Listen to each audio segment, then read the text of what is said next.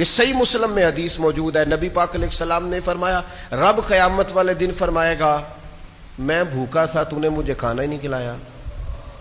اوئے ہوئے ہوئے، میں نے کہا اس مزاج کی دوسری روایت ہی نہیں ملے گی۔ میں پیاسا تھا تو نے پانی نہیں پلایا، مجھے کپڑوں کی حاجت تھی تو لباس لے کے نہیں آیا۔ بندہ عرض کرے گا مالک تو کھانے سے پاک، تو پینے سے، جسمانیت سے، تو لباس سے پاک، تو کھانا پینا لباس پہننا تیری حاجت ہی نہیں، تو ان حاجتوں سے بے نیاز ہے۔ تو رب فرمائے گا وہ جو تیرے پڑوس میں بندہ بھوکا تھا تو بندہ تو میرا ہی تھا نا، وہ جو تیرے پڑوس میں بندہ پیاسا تھا تو بندہ تو میرا تھا، وہ جس کو حاجت لباس تھی تو بندہ تو